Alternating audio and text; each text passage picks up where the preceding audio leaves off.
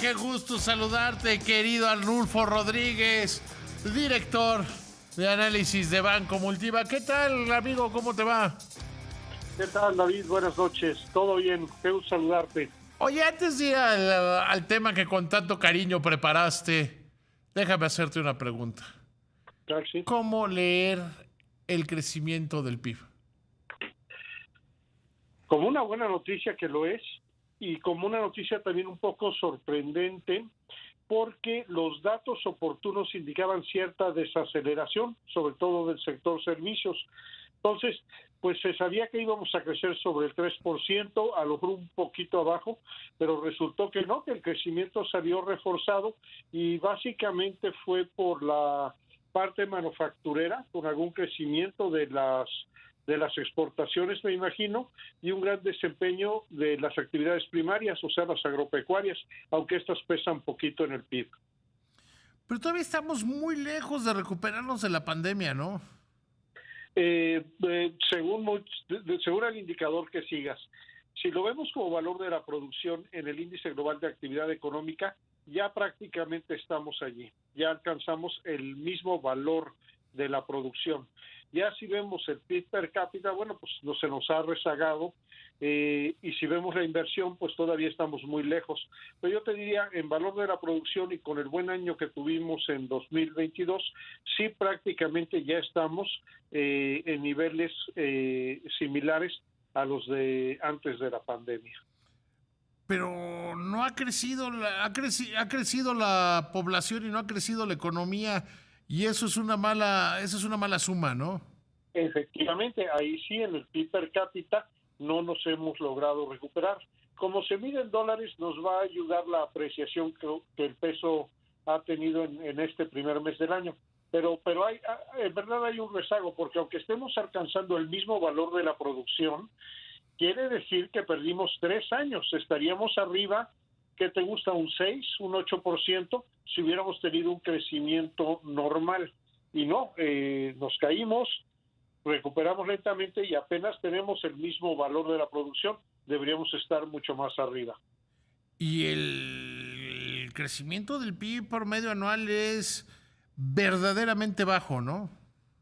Eh, Hombre, si lo ves en los primeros 3 años de gobierno, efectivamente, el único año de crecimiento real fue el 2022. Los anteriores, los dos primeros fueron de crecimiento negativo. Entonces pues tendrás que un crecimiento promedio magro de alrededor del 1%, cuando la población pues efectivamente te crece más de 1%. Y que prácticamente todo el mundo se ha recuperado y se ha recuperado mucho más rápido, destacadamente los Estados Unidos, ¿no? Definitivamente, definitivamente.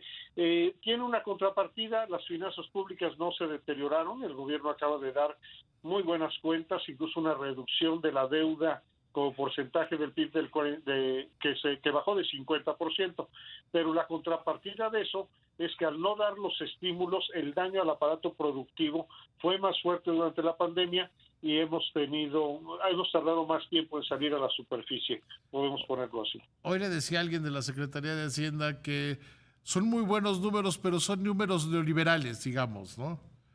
Pues Gran sí, control macroeconómico, muy bien en lo macro, pero muy mal en lo micro, ¿no? eh, quizás el año pasado yo les pondría una palomita con el subsidio a la gasolina. Si no, tendríamos una inflación del 12%. Y allí lo lograron hacer sin deteriorar las finanzas públicas. Ese es un buen manejo, esa es una política pública, yo creo que valiosa, porque la inflación es un impuesto muy regresivo. Pero ciertamente, para lo que se refiere a la producción, ahí no sería política fiscal, tendría que ser la política industrial de este gobierno, que desafortunadamente no ha sido tan proactiva en favor del aparato productivo. Bueno, este gobierno no tiene política industrial como tal, ¿no? De acuerdo, de acuerdo. Algo en la infraestructura que está construyendo, ¿Te pero acuerdas cuando Jaime Serra que la mejor política, decía Jaime Serra que la mejor política industrial era que no hubiera política? es correcto. Y bueno, ahí volvemos a lo que estás comentando. Pues este gobierno de repente tiene unas aristas muy neoliberales.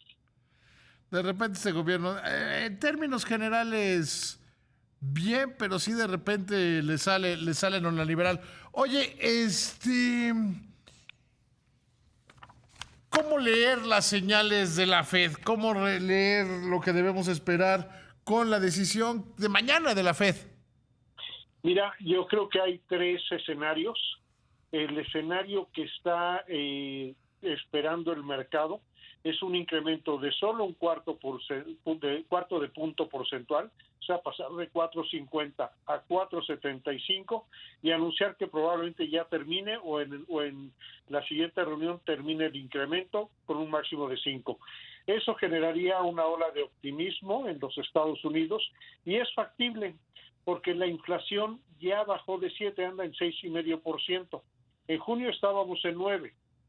Al contrario de lo que está pasando en México, allí sí la inflación está bajando y está bajando rápido. Y digamos que este es el escenario sobre el que se ha sustentado el avance de los mercados bursátiles. Está lo que yo creo que es el plan de vuelo de la Reserva Federal, que puede ser un poquito un balde de agua helada, subiendo medio punto porcentual. Sería ¿Tú lo por correcto. cuál? ¿Tú cómo estimas? ¿Qué ves más cercano? ¿Que El sea medio medio punto. punto o un cuarto de punto nada más? El medio punto, David. La Fed sigue arrastrando el reproche de que fue muy complaciente con la inflación cuando empezó el actual ciclo. Entonces yo creo que ahorita van a apretar un poco más. Lo que se vuelve importante es el comunicado que acompañe la medida. Claro, porque creo que ya más importante que las decisiones de política monetaria, y lo platicaba el otro día con Javier Guzmán Calafel en estos micrófonos, que antes los bancos centrales en México y en el mundo eran muy cerrados y que ahora han entendido que la propia comunicación es una decisión de política monetaria, ¿no? Efectivamente, y se vuelve tan importante. Digamos, un incremento de medio punto porcentual, que sería una mala noticia, pero que viniera acompañada con un Pues ya comunicado. llegamos a donde queríamos llegar. Exacto. No, pues No entonces prevemos alzas en el futuro.